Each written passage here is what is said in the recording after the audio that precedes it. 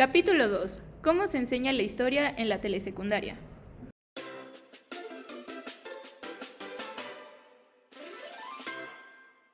Hola, yo soy Fátima. Yo soy Eli. Yo soy Lisa. Y yo soy Marco. Y definitivamente no estás escuchando Gritos de muerte y libertad. Teletransportados, el podcast, donde nos tomamos en serio, pero no tan en serio, las cosas que deberíamos tomarnos en serio. En 3, 2, 1. La lechuza hace, hace. Todos calladitos como la lechuza hacen, hacen. La lechuza hace, hace. Todos calladitos como la lechuza hacen, hacen. Vamos a comenzar con el capítulo de hoy. Bueno, el día de hoy vamos a hablar acerca de cómo se enseña la historia en las telesecundarias. Dentro de este apartado tenemos lo que es el enfoque, los aprendizajes, contenidos, estrategias y la evaluación. Pero, ¿qué podemos decir sobre esto? Para comenzar vamos a hablar acerca del enfoque de la historia en las telesecundarias. En la educación básica, como nosotros sabemos, se promueve la enseñanza de una historia formativa, es decir, que analiza el pasado para encontrar explicaciones del presente y así entender cómo las sociedades actuaron ante determinadas circunstancias. Esto que nos permite vislumbrar un futuro mejor. Pero para lograr todo este enfoque, los maestros y en general la educación consideran necesario dejar atrás una enseñanza centrada en la repetición de hechos, lugares y personajes históricos, y en cambio deben caminarse a un aprendizaje que reflexione sobre el pasado para responsabilizarse y así comprometerse con el presente. Ay, mis aprendizajes clave, ¿cómo los vamos a extrañar? Sin duda el mejor plan, la verdad. La verdad sí. 2017. En el corazón. Bueno, hablando sobre los aprendizajes, dentro de ellos nosotros podemos encontrar una gran variedad de pautas que nos indican cómo podemos enseñar y qué es lo que se debe de enseñar para que los estudiantes adquieran conocimientos que sean adecuados para su vida diaria. Dentro de la historia en específico es importante dar un énfasis en la construcción de conceptos, puesto que el que los alumnos aprendan a definir y analizar y también argumentar sobre procesos históricos y hechos históricos es de suma importancia. Después tenemos que aprender a desarrollar la noción del tiempo, que como ya se ha venido mencionando, es muy importante en las concepciones que se tienen sobre la historia y sobre todo lo que se estudia en ella. También sobre la solución de problemas. Dentro de la historia nosotros sabemos que no es una ciencia que hable sobre algo exacto, sino que nos habla sobre la interacción entre personas reales, sobre humanos. Entonces tenemos que aprender a solucionar ciertos conflictos y también tener en cuenta la ética y la moral. En esto también influye la empatía histórica y la comprensión entre individuos. Y bueno, hablando sobre los contenidos que nosotros encontramos en la enseñanza de la historia a nivel de secundaria, hablamos de que en primer grado se enseña la historia universal, en segundo grado se enseña sobre los pueblos originarios en México y en tercer grado se enseña sobre la historia original de México. Ahora, ya tenemos como los aprendizajes y los contenidos que se deben abordar, pero ¿cómo los vamos a abordar? Para ello pues tenemos lo que son las estrategias y tenemos dos principales referentes que son Díaz Barriga, que nos menciona estrategias como dramatizaciones, proyectos concretos, juegos, redactar la historia con la vida cotidiana, lecturas de novelas históricas, preguntas de reflexión, conferencias, videos, películas, aprendizaje colaborativo, participación activa. Y por otro lado tenemos a Gómez Carrasco, que nos ha mencionado métodos y estrategias de la enseñanza de las ciencias sociales, no solo de la historia, que pues se basa principalmente en el método expositivo, técnicas cooperativas, aprendizajes basados en retos, en juegos, en proyectos, que bueno, de acuerdo a todos estos se nos han enseñado estrategias, pero no son como técnicas demasiado actuales, sino que a través de las clases hemos aprendido más técnicas innovadoras que van a ir pues ayudándonos a enriquecer lo que es nuestro perfil de egreso y nuestras competencias docentes. Ok, mi muy estimada, pero oye, ¿ese tal Barriga del que hablas es el que salía en las caricaturas? No, no creo. Ah, pero ¿también es pachoncito como el de las caricaturas? Espero que sí, porque, mira. Ok, pero el chiste es que sabe demasiado, ¿no? Y mucho de él hemos aprendido.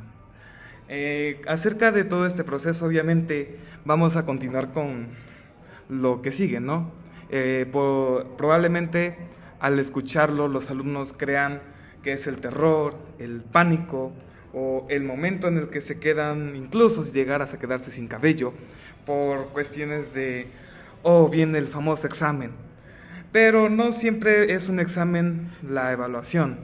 Recordemos que, pues obviamente la evaluación también es un proceso importante de aprendizaje, ya que este nos permite contribuir a una mejora dentro de nuestro proceso educativo, tanto de los estudiantes como de los docentes, porque permite que pues nosotros como docentes podamos reflexionar sobre nuestra propia práctica y a la vez los estudiantes que tengan la oportunidad de reflexionar sobre el proceso de aprendizaje o metacognición de aquello que ellos ya han adquirido o se han apropiado dentro de los contenidos que hemos ido trabajando.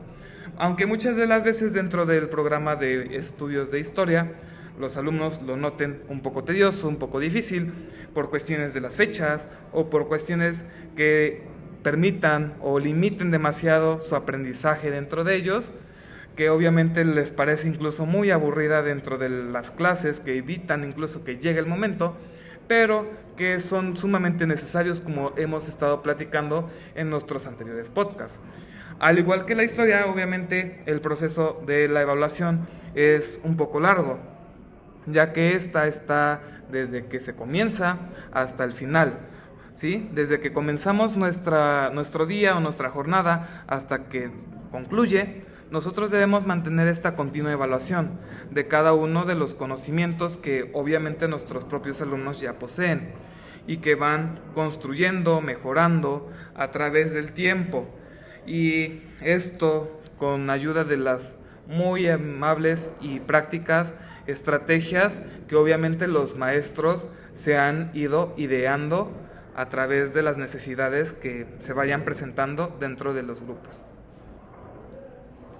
Y bueno, para finalizar hablaremos de cómo integrar lo aprendido en diferentes secuencias de aprendizaje. A ver chicos, ¿ustedes cómo integrarían lo aprendido? Bueno, yo quisiera decir que a mí me parece que debemos integrar esto al relacionar los contextos históricos que conocen los alumnos con quienes trabajamos con sus experiencias personales. Como se mencionaba en tanto el enfoque como en las estrategias, una de las características o uno de los objetivos que busca la historia es entender cómo las sociedades actuaron ante determinadas circunstancias para vislumbrar un futuro mejor, lo que nosotros podíamos adaptar a los contenidos de secundaria y de telesecundaria con respecto a nuestros alumnos y que ellos puedan encaminar su aprendizaje a reflexionar, adquirir un pensamiento crítico y objetivo de lo que sucede, así como también guiar sus acciones, no solo presentes, sino también futuras. Bueno chicos, ¿algún otro comentario? ¿Tú? Bueno, ¿yo? Bueno, yo creo que podemos integrar lo aprendido en diferentes secuencias de aprendizaje al momento de poner a nuestros alumnos a llevar un análisis completo de lo que nosotros les enseñamos o de lo que ellos aprenden en diversas fuentes sobre la historia. Algo muy importante mencionar sería el análisis de las falacias y el análisis de las formas de vida, que creo que es algo que va complementario y que esto les ayudaría mucho en la vida cotidiana, ya que dentro del análisis de las falacias nosotros podríamos influir en que los alumnos aprendan a distinguir sobre cierta información que se les brinda, sobre cómo hay ciertas cosas que pueden ser verídicas o no, dependiendo de la fuente y también del tiempo. Porque también dependiendo de qué personaje o qué sujeto histórico sea el que está brindando esta información o del que se esté hablando. Porque, como sabemos, la historia es subjetiva y tal vez lo que para uno fue bueno, para alguien más sea malo. A ver, amiga, le paramos un poquito. Han estado hablando demasiado y obviamente, a ver, mi mente es demasiada información. Y si yo fuera un niño, o sea, para mí sería mucho más información. ¿Por qué siempre debemos quedarnos encerrados en esa cuestión de, ay, un análisis, o ay, un ensayo, un escrito, y volver siempre a lo mismo? O sea, recordemos que tenemos posiblemente niños, adolescentes que están trascendiendo de un lugar a otro, y yo me aburriría estando ahí. Y bueno, amigo, entonces, ¿tú qué propones? Hacer un podcast. ¿Qué harías? ¿Qué harías? No.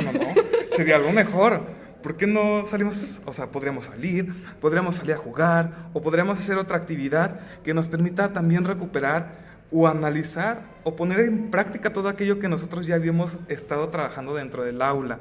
O sea, no creo correcto que después de estar haciendo unas extensas lecturas sigamos y continuemos con la misma modalidad, incluso para la cuestión de evaluar. También podemos evaluar a través de unos juegos, o no solamente de un examen, sino que también ya hay que dejar de... ¿Por qué no dejar de torturar a los niños? O sea, los niños también tienen ese momento y necesitan un espacio en el cual puedan ir estableciendo relaciones. Por ejemplo, a ver, tenemos aquí un dato muy interesante, que proviene de la señora Minerva. Muchas gracias, señora Minerva, que fue escrito en el 2002. Y pues obviamente ella nos menciona. ¿La vas a citar? A ver, cítala en APA. Por favor, en APA. Séptima edición. Ok, permítanme. No, ya, síguele. Permítanme tantito. Bueno, al final la citamos, porque así viene. Nuestra estimada Minerva nos proporciona que el juego ha sido considerado como una actividad de un carácter universal, común, entre todas las razas y en todas las épocas y para todas las condiciones de vida, ¿sí? Sí. Entonces, obviamente, claro. ¿no recuerdas el sueño que nos dijiste la otra vez? Sí, el sueño, no. ¿El juego de pelota? Sí. ¿No jugabas? Sí. Obviamente estabas jugando. A ver, paréntesis, anécdota. Story time. Tuve un sueño en donde aparecía jugando el juego de pelota de las culturas prehispánicas. Pero, ¿qué aprendiste de ese juego? O sea, ¿qué te dejó esa experiencia de haber vivido el juego de pelota enfrente de tus ojos? Sí, pues creo que esa experiencia en mi sueño genera como un aprendizaje más significativo. Porque ¿Recuerdas ahora qué pasaba cuando perdían o ganaban? se decía que cuando se ganaba en el juego, en algunas culturas, los ganadores eran los que sacrificaban a los dioses, porque se creía que ellos eran más importantes. Premio castigo. Premio castigo. ¿Y los que perdían? Pues ya se quedaban con la humillación. Lamentable. Humillados. Obviamente ahí podemos también identificar que tenemos transformaciones a lo largo de nuestra historia que se van adaptando y que no necesariamente deben ser o provenir de un hecho bastante teórico, sino que también existen diferentes representaciones en las cuales lo podemos ir aprendiendo con el paso de los años. Exactamente, y pues bueno, en conclusión, todo esto se integra con el fin de buscar poder motivar a los estudiantes a aprender mediante procesos divertidos y dinámicos aplicables a cualquier contexto, para así dar una mejora en el ámbito educativo, eliminando enfoques memorísticos y tradicionalistas, para dar una importancia al desarrollo de las habilidades intelectuales superiores de los alumnos. Y creo que con esto hemos terminado el apartado de cómo enseñar historia en telesecundaria. ¿O quieren agregar algo más? Yo creo que es suficiente información. Sí. Ok, bueno, muchas gracias. Síganos escuchando en nuestro próximo capítulo. Y es momento de ir a jugar.